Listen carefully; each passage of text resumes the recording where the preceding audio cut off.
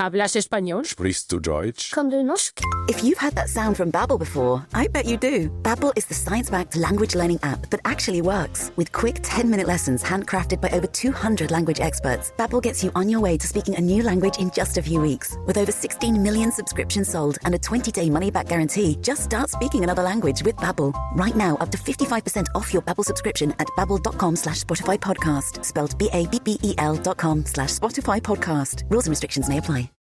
Thanks for choosing this free Anfield Index podcast.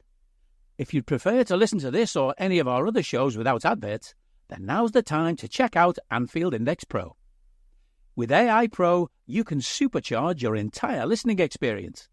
You'll not only get all of our podcasts without the ads, but you'll have them far faster with our Quick Publish feature available exclusively for subscribers.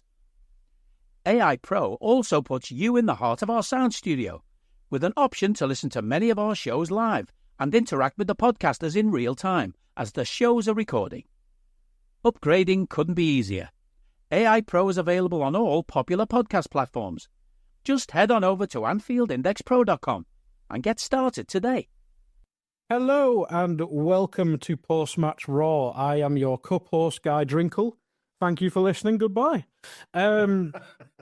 Jesus Christ, what a game we've got to talk about. As you can hear him chuckling in the background there, we do have Trev with us, but he's in the guest chair for once, and he will never be doing that again on this result.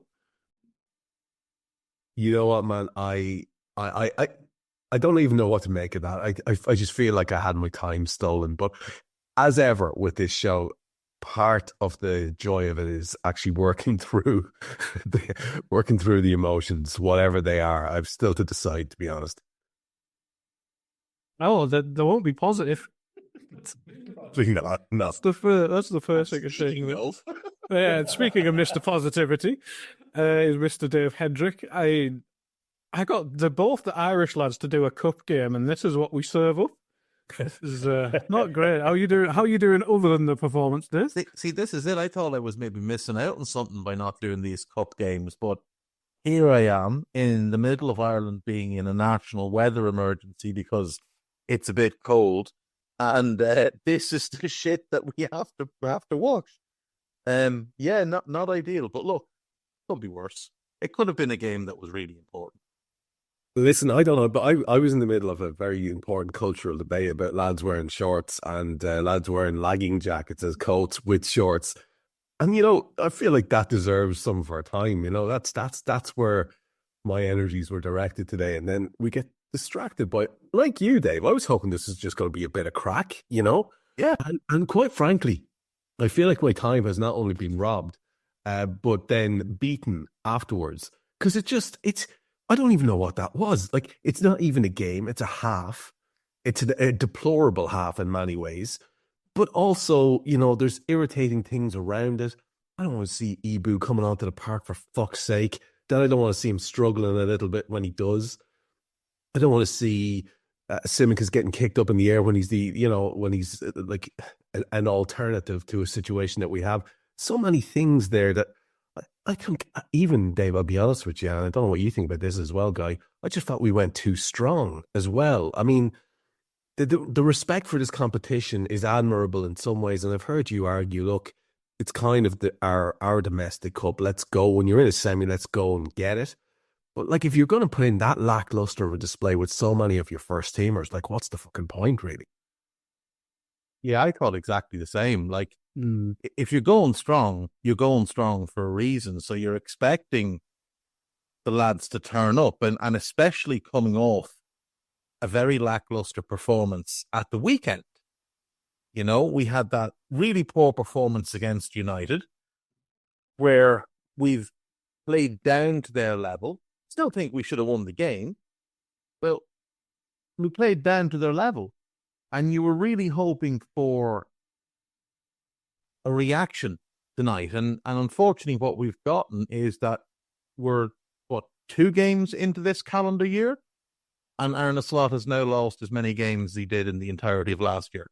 Well, can we address the pachyderm in the corner, which is there's a feeling of unease in general amongst fans, whether or not that's translated into the club and the group of players is debatable. The extent to which it is translated, has translated, the whole unsettling stuff around the contracts, the whole fallout from the Trev performance.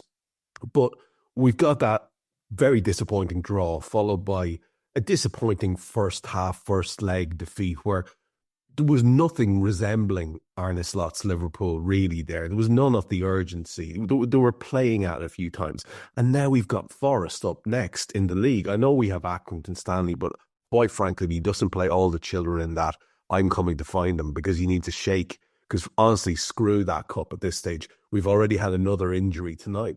So the elephant in the room really is this the beginning of a bad run, and how do you arrest it? You know what I mean? This is the thing. This will be the concern until we get to Forest, is that it's back-to-back poor performances. Like, the results are one thing, but performances are more important. You wouldn't mind losing a game of football if you'd played well and maybe certain things had gone against you. You wouldn't mind drawing with United if you'd played well. You would mind, but you know what I mean? It'd be less annoying if you'd played well, but they'd somehow come up with a last gasp equaliser. Like, we drew at home with them last year. We played significantly better than that, and we weren't as annoyed. We lost to them last season in the cup and drew with them in the league and played better than that and weren't as annoyed.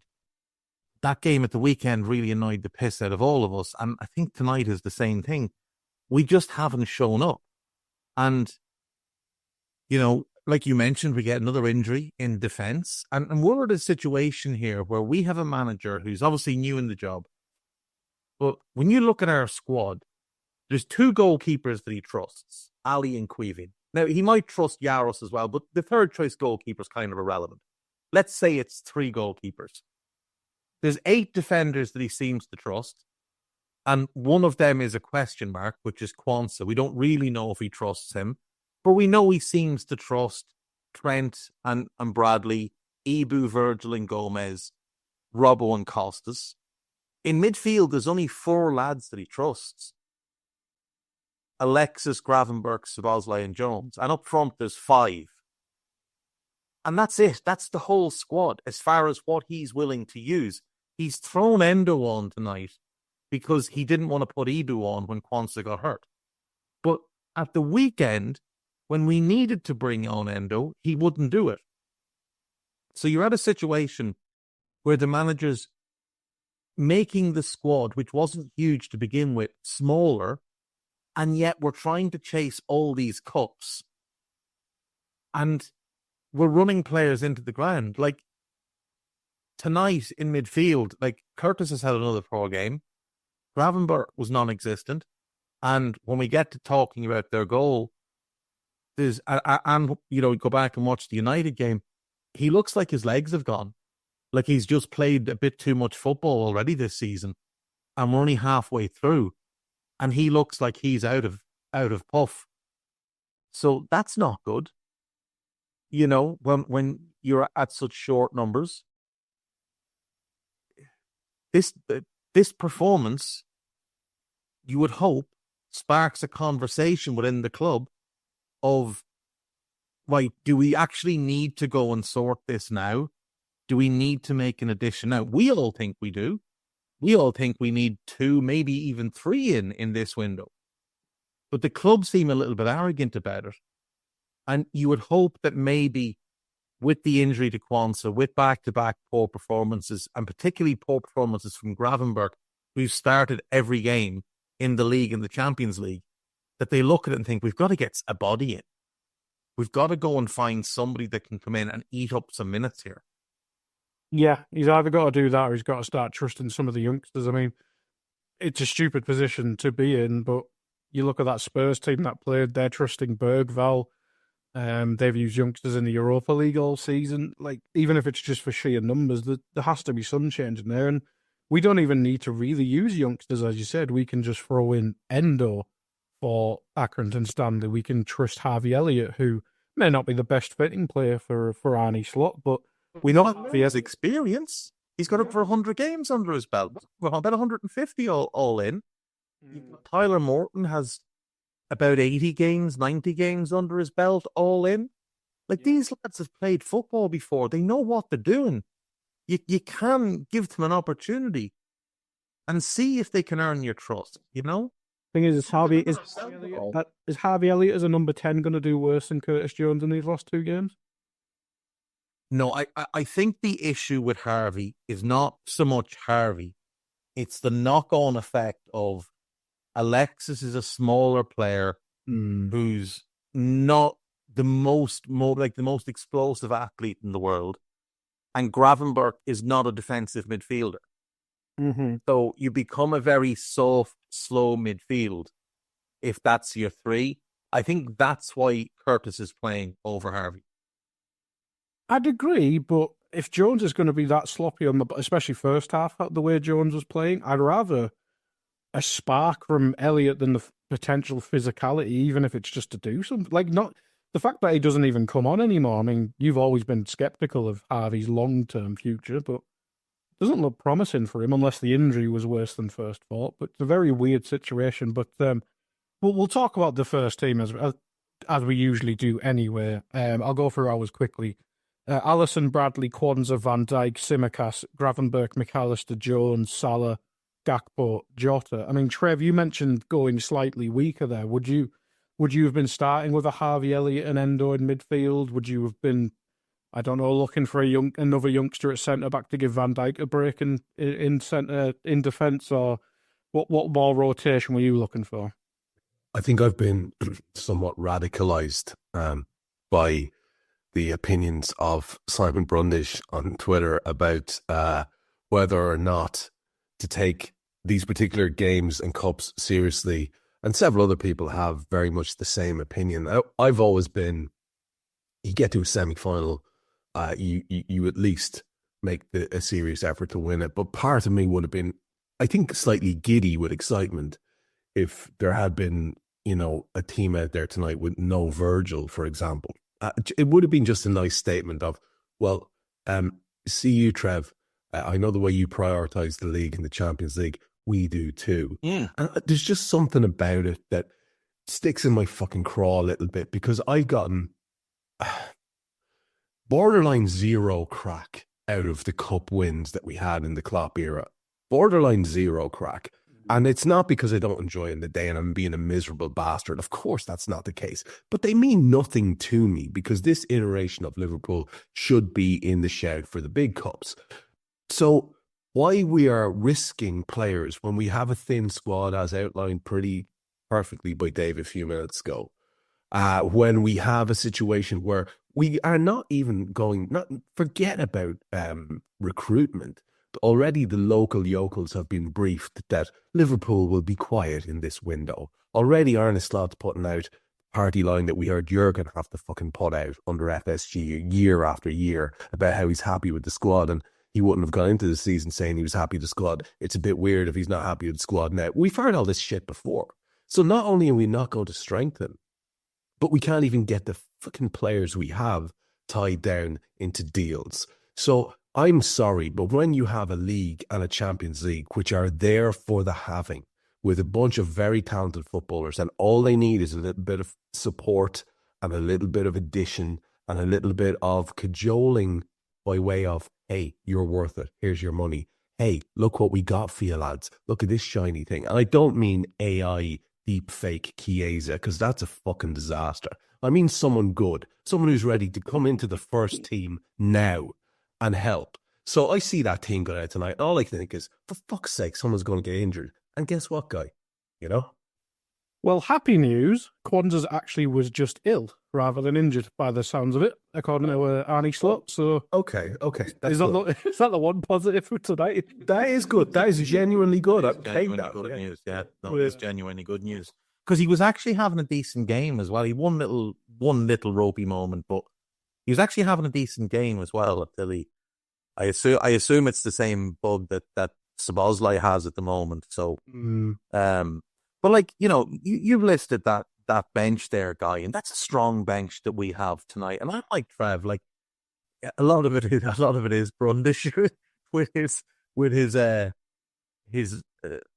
mandate of angriness against the cups, but I didn't enjoy them either. In the when I look back at them, I enjoyed them at the time, at the moment. But let's not forget, we won the League Cup last year. We were giddy. I think we were top of the league at the time, and ultimately we didn't win the league. We didn't win the Europa League either. And then in 21-22, we won the League Cup. I did enjoy that one. I didn't enjoy the FA Cup because we lost the league and we lost the Champions League in a couple of weeks. And ultimately, you do have to ask questions about whether pursuing those cups and the additional games in those cups cost us the bigger prizes. And I think it's probably fair to say that in 21-22, it absolutely did. Last season, we got a raft of injuries that, were kind of unpredictable. Like Mo getting injured had nothing to do with the League Cup. And Mo getting injured is just such an unusual thing to happen. But yeah, you wonder, are we chasing these cups at the extent of handing away league titles? And you could kind of accept it when City were beating you to the titles, because number one, we all know they're cheating, but number two, they are such a force under Pep. But this season, there's no City to worry about. There's no really good team out there who you look at and you think, they're maybe a little bit better than us, or they're on our level. So, if we lose out to them, so be it. This season, I think there's a considerable gap between us and everybody else. I look man for man with our team, even our first 15, 16 options against Arsenal, and we're much stronger. I look at Chelsea, and I said from the start, they're not going to be a title challenger. We're much stronger. Go team for team all the way down the league. We are just a much better team and much stronger group than all of these. But what they all seem to have is a little bit more depth, an extra quality body. You look at Arsenal with the midfield, they've got Partey, they've got Rice, they've got Odegaard, they've got Moreno, they've got Jorginho, and they've got the Nwaneri kid who's come along this season and really does look the business. That's 5 senior pros and 1 elite youngster. Harvey's not an elite youngster, but maybe he could be the youngster in our midst, but we're still then a body short because the manager doesn't trust Tyler Morton and doesn't trust Endo. And tonight we're having to put Endo at centre-back because Joe Gomez, we've got one player injured at the moment. Szoboszlai's sick. We've got one player injured at the moment, and it still kind of feels like we're at bare bones. Yeah, and it's always the case. It seems like, the fact that centre-back's been such an issue for such a long time as well, so weird. Gomez has always been moments away from injury. Ibu the same. We don't really know with Kwanzaa yet. But Van Dijk's been the only reliable one in Van Dijk's whole tenure here, really. Which is... Because before that was Joel Matip, and he was always injury-prone. So this is the thing, people would say, oh, we've got 4 centre-backs. We've got 5 centre-backs. That's grand until 2 or 3 of them are massively injury-prone. Joel Kwanzaa went into last season as our 5th centre-back, and I think he played the second most games at centre-back. If I remember correctly, didn't he play more than Ibu and Gomez and Matip combined? I'm almost certain that Gomez played a lot at left-back, obviously. Yes.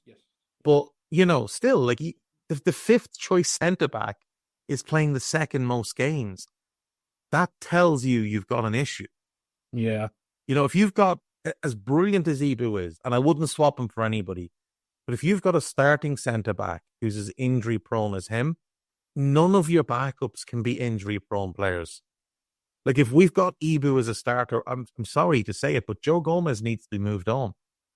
And we need to get someone in who's a reliable figure who doesn't get hurt. We need someone who has more of the Van Dijk type resilience.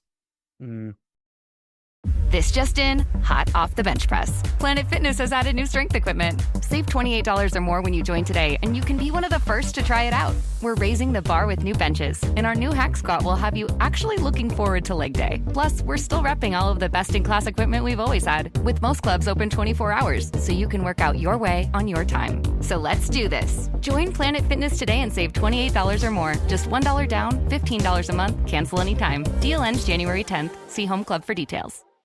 15% off everything you can fit inside the bag is back at Menards. Make painting easier by using a one-coat product. Grand Distinction is an interior paint and primer in one that will give your home a fresh, updated look. Right now, get 15% off Pittsburgh products and all the painting supplies you can fit inside the bag through January 12th. See store for complete details. Plus, check out our weekly flyer on Menards.com. Save big money at Menards.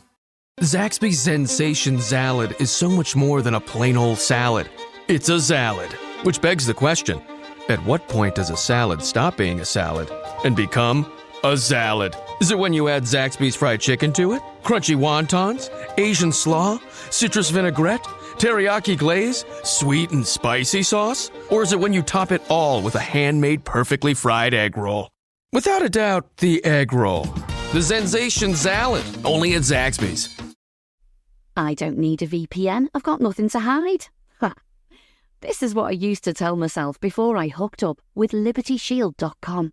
Not only is my home internet now fully encrypted, but I can now access all the websites I want, whenever I want, and do so from absolutely anywhere. As a Liverpool fan, I love to know I can now watch every match, regardless of whether it's on UK TV or not. My Liberty Shield VPN makes sure nothing is blocked and guarantees me super fast streaming speed throughout that match.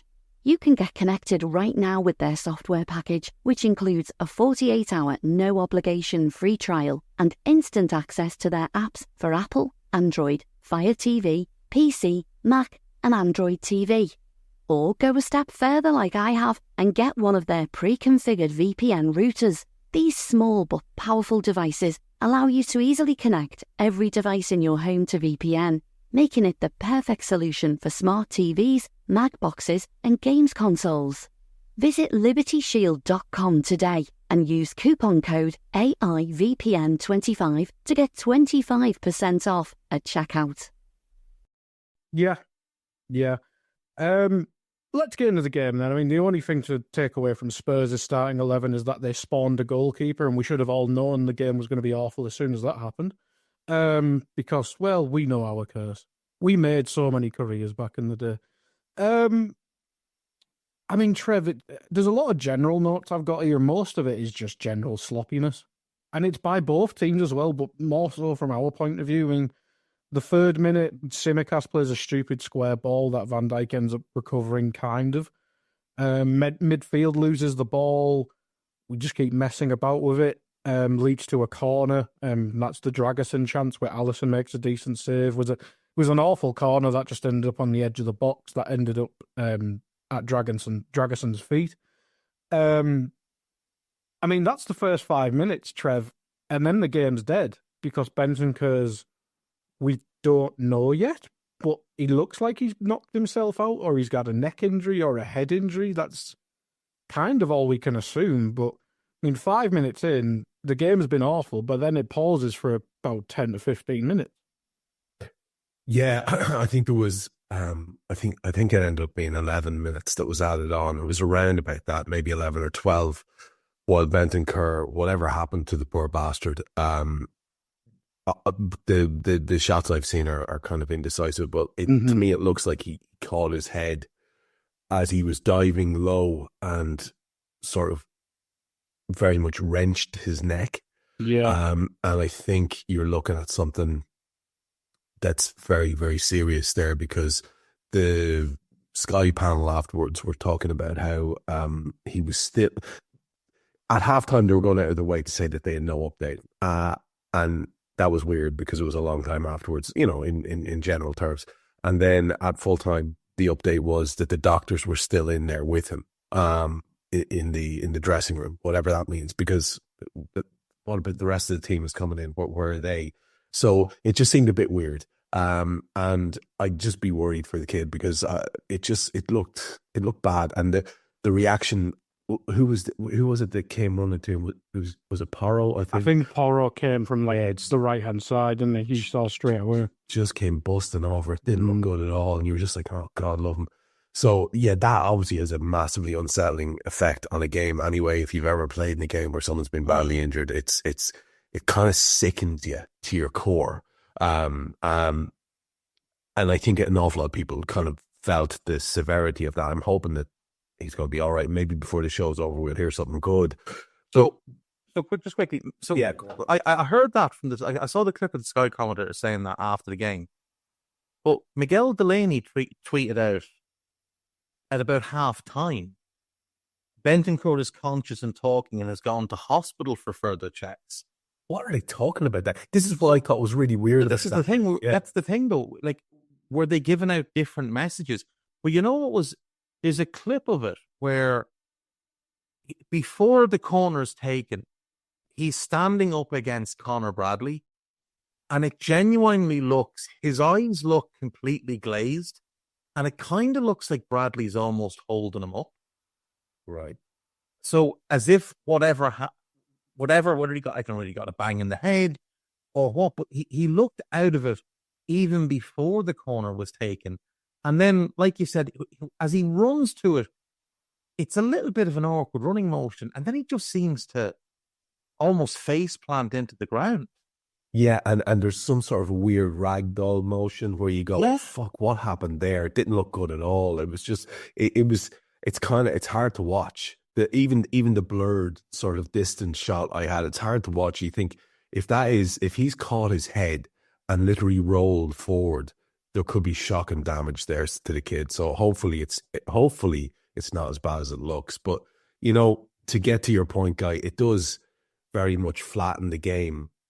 And like the only thing of note is that they did start better than us, and the daft Tsimikas ball in field sort of gave them a little bit of a biting point. And I hate that. I hate us allowing a home team to get up for it.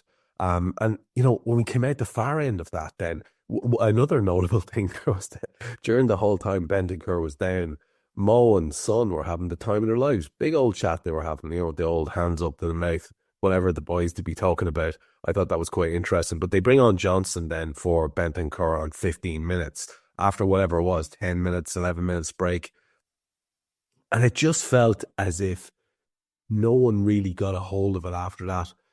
My first and second notes immediately after that, just to sort of lead into where you're going next, is like there is a token effort by Kulusevski just afterwards, around 20 minutes or so, but it's pretty much Ali, and Son has a cross into Solanke. Ali kind of slides in on that. I don't know if Solanke was offside. I think it was given offside. But the point is, and the only point I'm trying to make here is, we come out of that thing having had an opportunity to, if you like, reset, sloppier than we started, which was fucking sloppy. And the whole match, that was the case, was specifically the first half. The last period of the first half wasn't too bad. There were periods of the second half that weren't too bad. At no point, though, did we look like Liverpool proper. We were just a sort of aspiring to be us, you know. And it was massively frustrating, that whole opening to the match, Guy. It really was. It really was, because as we mentioned in the intro, the fact that we come off the United game expecting some sort of bounce back or just retaliation or whatever the right word is, it was just stupidity. It's probably the word I'd go with. It's the fact, even if you're just being boring for 15 minutes, just keep the ball. And like, even my next note after the injury is, I reckon our lads haven't met each other. Just weren't passing to each other. It was just really stupid. I mean, even after that, we have that moment where we try and play out from the back, and Kwanzaa has to skin two people, and you're like, what the fuck are we doing? What are we doing? Why is Kwanzaa, who, let's be honest, has had a bit of a nightmare season relatively compared to last season, why is he being forced to try and skin two people? Now, maybe there were passes on, but they're like one of our big chances in the next, I think it's literally a minute after this. We just pump the ball long and it gets us a chance. Why are we pissing about? Like, if they're pressing high, go over them. The Spurs, they can't defend. And that's how people have scored on them all season. Like, there probably was a pass on for Kwanzaa, but I think it was probably one of those passes that Arna doesn't want the defenders playing. Those ones kind of fired into bodies in midfield. Mm-hmm. You know, like the Trent one that cost us at the weekend with United's first goal. And he just doesn't want our midfielders coming towards their own goal, receiving the ball with multiple bodies kind of up close to them. He wants us to manipulate and move players around and play into space more than that. It's like you said, like, it did look like our lads were just, like, it looked like a gang of lads who, were moderately good footballers at school, were playing in a charity match, hadn't really met each other, but, we're giving it a go. It didn't seem like we really woke up until the board went up at half for the stoppage time. No, absolutely. It was very, very strange. And I know, I think everyone's stock goes up when they're not playing, but like the longer Dominic Szoboszlai's not in that side, the more praise that lad's going to get, because like our midfield just does not work without him, I don't think. Like, I think we had the odd game earlier in the season where this trio worked very well, but there's no running power in there. There's no running power either direction. Physicality. Yeah, there's no physicality. Do you mind if we talk about this for 1 second? Because I hate bagging on players. It's not my thing at all. I don't like it. I don't like it when you see pylons, and certain people have attracted this over the years. One of them, I think, most unfairly has been Curtis Jones. And I think you look at Curtis Jones and you think, Jesus, that lad has everything. He literally has everything he could want. He's not rapid, but he can progress. He can carry the ball well. He's a good out ball. He can retain possession. He can see a pass. He's got a goal in him. He's clever. He's clever. He can finish in a clever way. He can finish in an emphatic way. There's several times. You think of some of the goals Curtis has scored over the last couple of years. They're finishes that a striker would have been proud of. Just kind of self-possessed. I'm going to put this under the keeper. I'm going to roll this, or I'm going to whatever it happens to be. Guy's got the lot. And you've looked at 2 games in a row now where the lad's been an absentee in that role. And it's really, really upsetting because, as we said on the Raw the last day, if you're going to work out a situation where you've got him and you've got Grav, who's a great lad when he's on the ball and has learned an awful lot over the course of this season about making tracking runs and making interceptions. So I'm not going to bag on that kid because he's learning on the job. He doesn't deserve any abuse. He's not the guy that we need, and that is not his fault. But when you're going to put out a midfield of Curtis and Grav and Mac, like, where's your fucking stones there, if you'll pardon the ignorance? Where's the guy who's going to say this far or thus far and no further? We don't have one. And you know who it is? It's Mac. And that's ridiculous. It's Mac and Szoboszlai all season long. Like, we've spoken about that, Dave. We've spoken to that show. If McAllister's your hard man, you probably need to look at your recruitment and go and do a thing in the January fucking window. And like, as good and all as he is, Martin Zubimendi is not the answer to that problem. He's not that guy. He's not that guy. He's a really good player. Like, he's a significantly better player in that role than Ryan Gravenberch is. But Gravenberch, like you said, Trev, is learning on the job. Ryan Gravenberch's never going to be a 6. He's never going to be a 6. I'm no told. That's not going to happen. I don't understand why people keep insisting. And by the way, like you said earlier on today on your show, these like tactical boys who just like, they overcomplicate things to a ridiculous extent, so that they're just basically wafting up the smell of their own farts. It's embarrassing to read this shit. There's loads of these people who are fully on board that Grav can be a 6.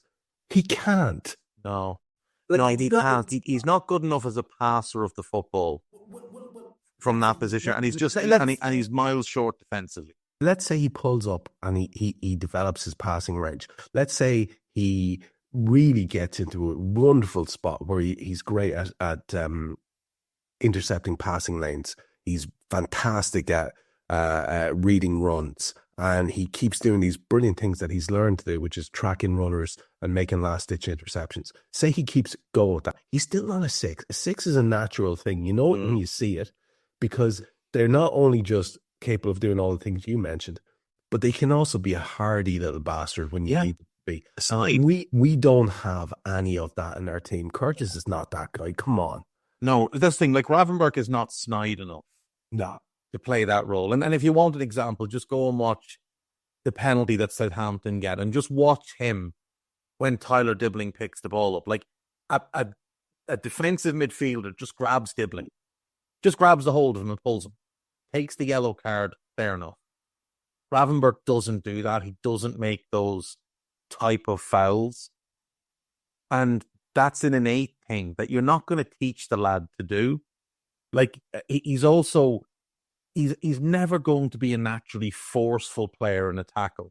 Like, his innate thing is, if I get to the tackle, I'm trying to nick the ball away, because in his head, he's already looking beyond, as in, if I nick this ball, where are my options? Because he's a natural box-to-box midfielder. Graf came through as a baller. The guy that is the best player on the team, give the ball to Graf. He's that guy. That's the thing. You know what I mean? He's the guy that you want. Like, against United, for example, right? Defensively, he was a horror show. His passing wasn't good enough. Like, a lot of it was just too safe. And that's the issue I have with his passing. He keeps the centre-backs too involved for me. But you see him pick the ball up on the turn between a couple of midfield players with a bit of space to move into. And he's absolutely sensational. This first touch, he did. Like, the way he can roll his body and just stick out a leg and nick the ball, and he's immediately gone. He changes direction incredibly well for a guy his size. That's the type of thing you want Ryan Gravenberch doing. You want him picking the ball up in pockets of space and turning and running at the opposition. I said this before. I think the maximized version of Ryan Gravenberch is actually playing not in the double pivot, but ahead of it, in like a Yaya Toure type of role. Now, he needs to develop his final ball, but we've seen flashes. And like you said, at Ajax, like he was really good at doing that kind of stuff. He needs to develop the goal-scoring side of his game, but he strikes a great ball. Like, when he lets one fly, it stays flown. That's where you really want to pick at what he's good at and maximize it. And if you had McAllister and, let's just say, Carlos Baliba of Brighton, because he's one a lot of people really like. I like him as well, but he's one that's a kind of a hot topic right now.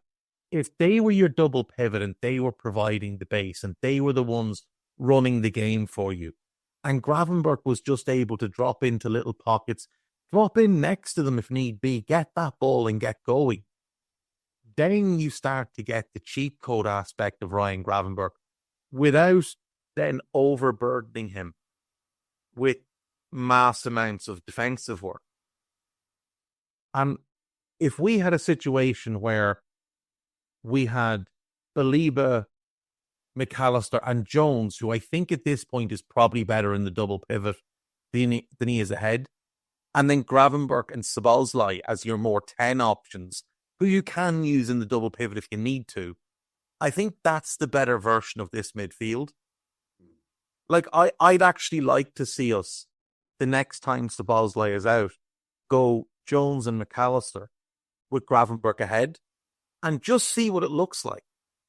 Just see if you can unlock a bit more with Gravenberch and get him more involved at linking the middle third of the pitch to the final third of the pitch.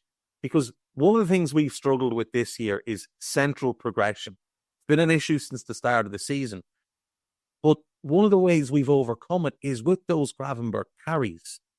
And if you can maximize them and give him that freedom that I can turn and go, and if I lose the ball, there's two guys behind me ready to step up and win it back, rather than there's still a hesitancy with him when he turns and goes. If Alexis is already ahead of him and Szoboszlai is ahead of him, he's more hesitant, and you see him turn out of things and shift the ball wide into less promising areas and then kind of readjust his own position, because he knows if I lose this ball, I'm having to sprint 60 yards back because Trent's not getting back. I'm quicker than Alexis. I'm deeper than Dom, so I'm going to get back before him. But if you had more protection behind him, you might unlock something more going forward with him. And I genuinely think like the best version of him is he won't be Yaya, I don't think. But when you see him carry the ball, it does give you Yaya type of vibes. Hey guys, it's Eddie Gibbs from Anfield Index here. I hope you're enjoying this podcast, and I'm sorry to call time on the show before it ends. In the current climate, it's tougher than ever before to offer podcasts for free. At Anfield Index, we produce over 75 free shows every month, which I'm confident is unparalleled in the LFC sphere. Whilst we'd love to offer everything for free, the production costs now make this impossible. That said, we don't want to follow the model of other channels and lock all of our content behind a paywall. So what we've decided to do is to continue offering every show for free, but cut that offering to 30 minutes on our longer shows. So to get all of our shows in full and enjoy the best of everything we have to offer, we really hope you'll consider supporting the channel and signing up at AnfieldIndexPro.com. For about the price of 1 cup of coffee, you'll get every podcast in full with 0 ads. You'll also get access to our LFC VIP community, where you can enjoy live podcasts, engage with our podcasters, and chat with other Reds in real time.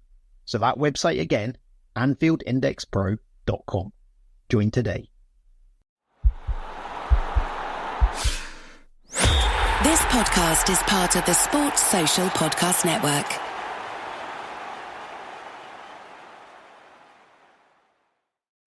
If you're a maintenance supervisor for a commercial property, you've had to deal with everything from leaky faucets to flickering light bulbs. But nothing's worse than that ancient boiler that's lived in the building since the day it was built, 50 years ago. It's enough to make anyone lose their cool. That's where Grainger comes in. With industrial-grade products and dependable fast delivery, Grainger can help with any challenge, from worn-out components to everyday necessities. Call, click Grainger.com, or just stop by. Grainger, for the ones who get it done.